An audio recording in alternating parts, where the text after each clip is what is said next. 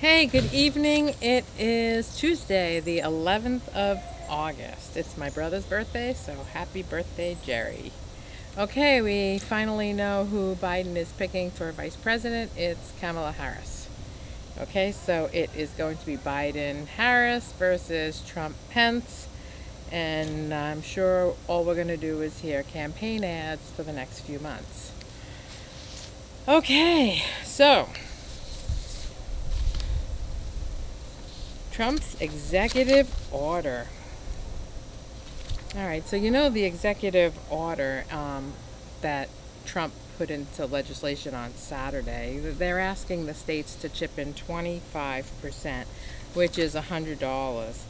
And it's bitterly ironic because states have no money. Kansas has a revenue drop of over $810 million. Arizona estimated revenues to drop over $860 million. California expects revenues to decline by over $30 billion. And New York's tax revenues are estimated to fall between 13 and 16 billion. So where we talked about Kansas and Arizona, we talked in the millions. California and New York, we're talking billions of dollars. There is no extra money from the previous CRF, from the CARES Act. So I don't know where that money's coming from. Here we go. Speaking of states and cities. Whoops, wind's blowing. Speaking of states and cities, economic tsunami is hitting U.S. cities and states. Economic tsunami. I highlighted some stuff here. So across the country, state and local governments are facing huge budget deficits.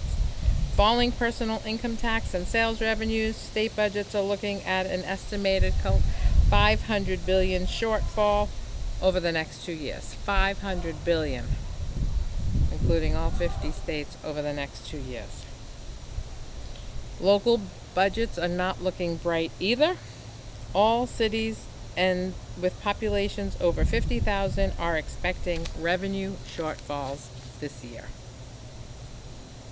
The state and local governments, they fund nearly every public good that directly touches Americans, from public schools to parks, police departments, trash collection.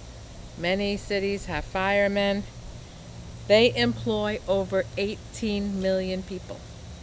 The states employ 18 million people. The state governments make up 9% of GDP.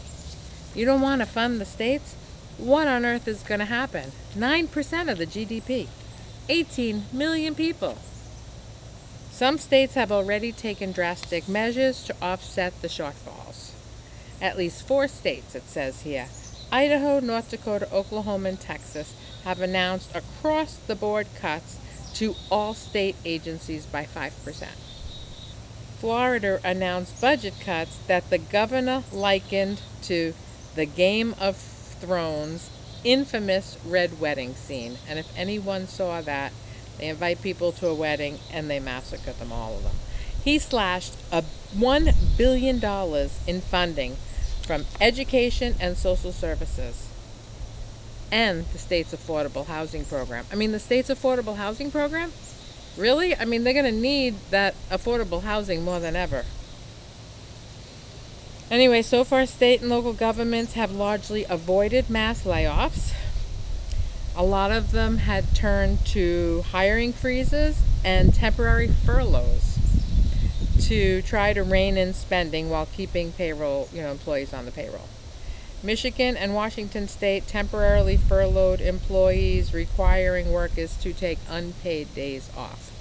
So yeah, my son works for the state of Massachusetts, and he had to take a furlough earlier in the year. I'm not quite sure if it's going to be ongoing. One of the sectors that is seeing the most layoffs is higher education. Colorado, Ohio, and Wisconsin have already made huge cuts to their state universities. more likely other states are going to follow. I know UMass here is looking at, I don't know, $70 million shortfall, and now that, students aren't moving onto campus and they just canceled the football season, more money is likely to go. Some of the states, it says, have chosen to target their higher education budgets in an attempt to protect their K through 12 education budgets, which make most of the largest portion of state funding. Georgia slashed $950 million from its K through 12 funding, while Nevada squeezed out $156 million from its education budget. So you see, wherever you live, all across the country, states are having to take massive cuts and to, do things that they never envisioned. But the economy is rebounding. It's great, everybody. Can't you see that? Research has proved that when you cut teachers and social workers from school, that it lowers student performance. And the saddest part is most of these cuts are done to low-income communities. So when a state cuts funding from all school districts by the same percentages, students that rely on more state funding, which tend to be schools in higher poverty area rates, end up losing the most funding. Multiple governors and mayors have painted bleak pictures of what the future would look like without the additional federal funds. Overall, states were in a great place prior to this event. And it just hit every state like an economic tsunami. So now we face an epic choice. Anyway, that's from The Guardian, folks. Economic tsunami, cities and states hit by the virus. Okay, we always talk about mortgages and forbearances, and it says here New York and Miami are leading America in mortgage delinquencies. 14% of almost all mortgage borrowers in Miami were at least 30 days behind on payments. The highest amongst the largest metropolitan areas. It was followed by New York at 12%, Vegas at 10.5%, and Houston by 10%. Nationally, 7.3% of mortgage borrowers are in some kind of delinquency. 7.3%. That's maybe not delinquent on the books, maybe it says current, but they're all in some kind of deferral or forbearance. So that is the picture, 7.3% of all mortgage holders. And why is that? Look at this article. Small businesses are dying by the thousand, and no one is tracking the carnage. Okay, so small businesses don't need to file bankruptcy. Small businesses can just close the door, give the key back, and salvage whatever hope they have left. So big companies, they're going bankrupt at record pace. But that's only a small part of the carnage. Small businesses are disappearing by the thousands. Yelp, the online reviewer, has data showing more than 80,000 permanently shuttered from March to July 25th. About 60,000 were local businesses. They were firms with fewer than 5 locations. About 800 small businesses did indeed file for Chapter 11 bankruptcy, and a lot of them just closed their doors. It says restaurant industry leads with the most local business closures. While businesses are small individually, collectively, the impact of these failures can be substantial. They account for 44% of the economic activity. And these small businesses employ half of American workers. So it's interesting too. It says no help. Chapter 11 bankruptcy gives businesses protection from their creditors while the owners are trying to work a turnaround plan. But for smaller companies, it's not extra time that'll make the difference. Bankruptcy cannot create more revenue. What you need is income. You can't live on just more time or borrowed time. It's like kicking the can down the road. It's like what we're constantly doing. We're just kicking that can and kicking that can.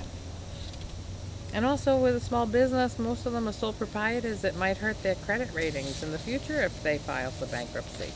So it's better for them to just close the door and walk away. Listen, so that just proves that sometimes it's okay to let it go. And that is just, some of these large companies need to do that. Look at all the money that we are putting into zombie companies, right? Zombie companies that will never turn a profit. Anyway, so many large companies, I'm going to call them zombie companies, they were running a deficit even prior to this whole pandemic thing.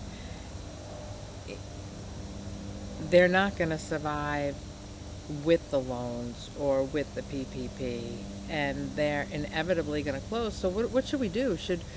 Do you keep paying and dumping money into these companies that will never create a profit, but yet give these gigantic golden parachutes to their CEOs and all the executives? Something's wrong here. Something's drastically wrong. I don't know, the Fed president, Kashikari, he wants to shut down the country for 6 weeks. He thinks it would be a great idea to have a reset, kind of just everybody shut down 6 weeks. Let's get this thing under control. Let's be able to open up schools.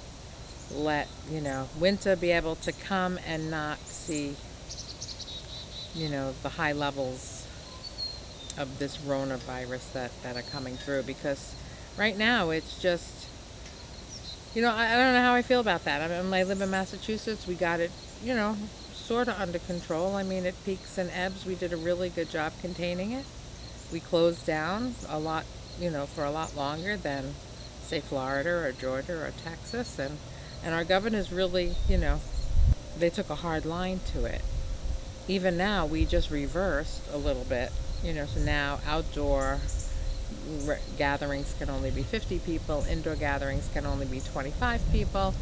And, he saw spikes in some number of cases, so he's trying to manage all that and bring it all down. We're doing okay here in Massachusetts. I don't know what happened to my video. It just kind of cut off, so I'm just adding this segment. I want to say thank you so much for watching. Please subscribe, please share it, and we will be back with more tomorrow. And again, my apologies. I don't know what happened to the video. Green screen was delivered today, so tomorrow I might be having some fun with this. Who knows what's going to be behind me. All right, keep the faith and stay well.